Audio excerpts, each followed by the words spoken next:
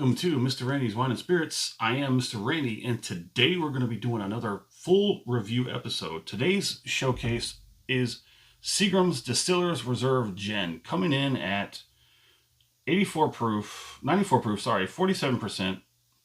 Now this is the Distiller's Reserve, which is just like their London Dry Gin, except instead of being, I think it's a 40%, it jumped up to a 47%. So here's all your good information on the background here. We'll go ahead and just give you a stop there so you can see all that information. It's a nice bottle. That black and gold sort of tinting and whatnot is very nice. The bottle appeal is top notch. We're going to go ahead and have a pour and let that sit for just a moment while I continue flapping my jaws. Go ahead and put that all in place for you right there. So Seagram's Distiller's Reserve was created and established in 2006. Yeah, that's way back there. That is roughly now 20 years ago. So we've been going pretty strong for 20 years with this version. Now this does come out of Indiana, which does make it a Midwest grain product. I do believe I've got those right, the MGP.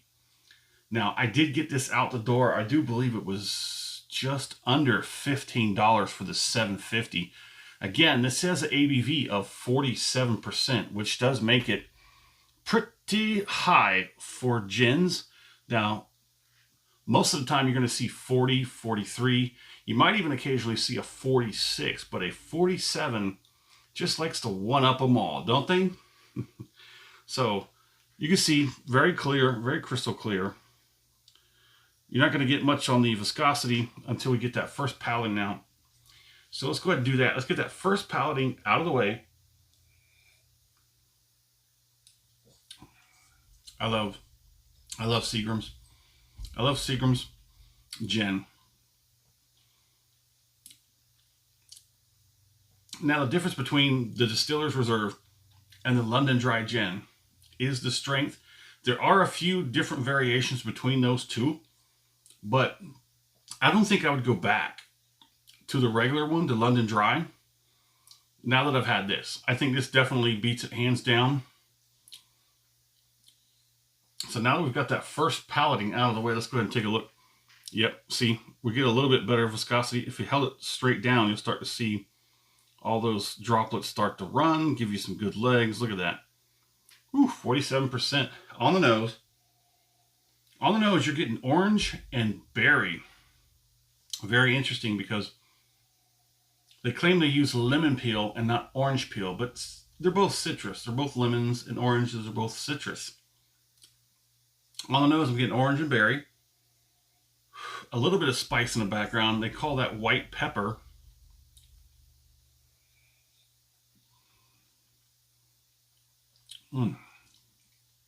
This absolutely is a delight to drink neat. Do keep in mind, again, it is 47% ABV or 90 proof. 90 proof gin is more delightful to drink than most 94 proof whiskeys. It goes easy, so be careful if you're drinking it neat. I don't drink this gin neat. Even though it's a delight to drink it neat, I drink it in tonic water. I use one shot of gin. This is a 47, so one shot gin and 3 shots of tonic water. Normally, I would do 2 shots of gin with 3 shots. What did I say? Yeah, my bad. I'm sorry. 1 shot of this one because it's 47. Four shots of tequila. I mean, bro, that's really messed up. I am all over the place. Sorry. 1 shot of this, 4 shots of the tonic water. This eases it out. Why is my mouth so messed up right now? Let me go ahead and get the second palating.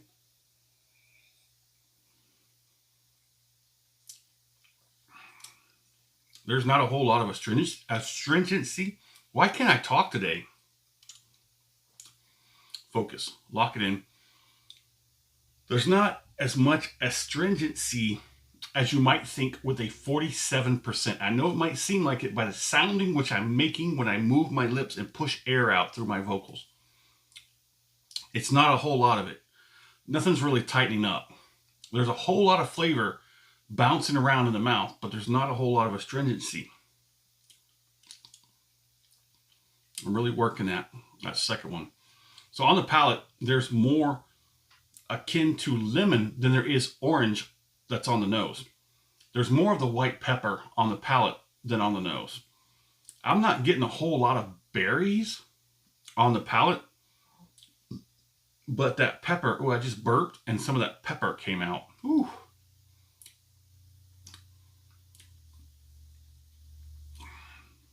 So let me go ahead and, let's go ahead and knock this out real quick. We're going to go ahead and do the finish on this.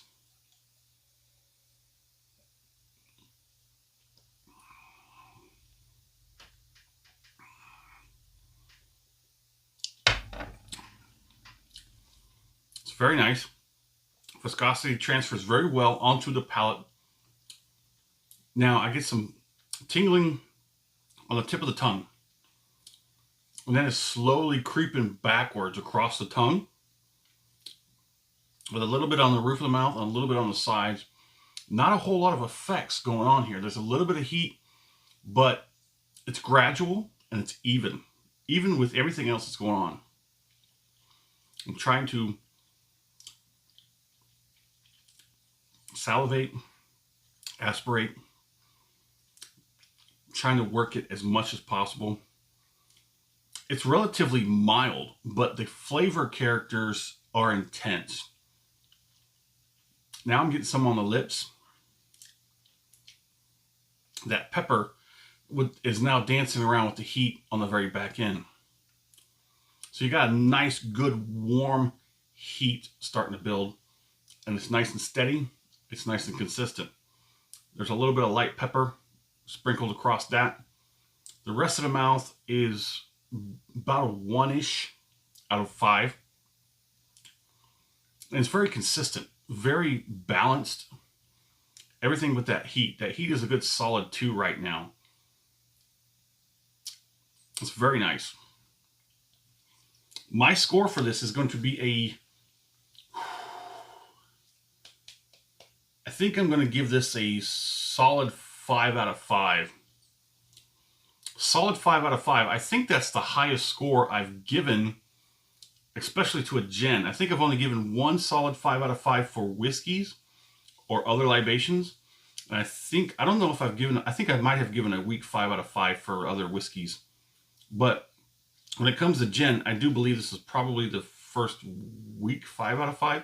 Now, why is it so high? Because the cost per volume, quality per price, this is excellent. This is a very excellent gin. They've had 20 years to perfect this.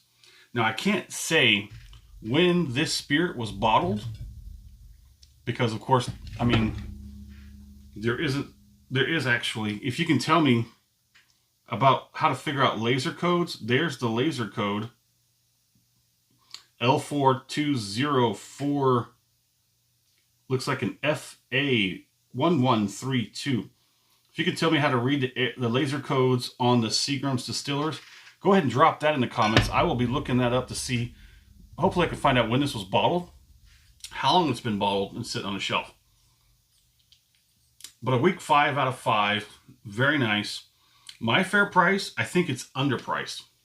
But don't go raising the prices. If you're you know, a retailer, please don't raise the prices. We always love to pay as little as possible, but for appreciation points, we probably would pay a little bit more. How much would I pay for this? I'm not going to answer that. I'm just going to say I think it's underpriced. And I rarely ever hear about this, so I also think it's underrated.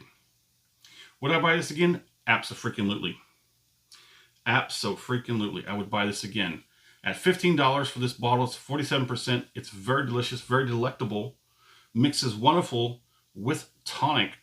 And it only takes 1 shot versus my regular 2 shots. So there you have it. Seagram's Distillers Reserve Gin. Very nice, very wonderful.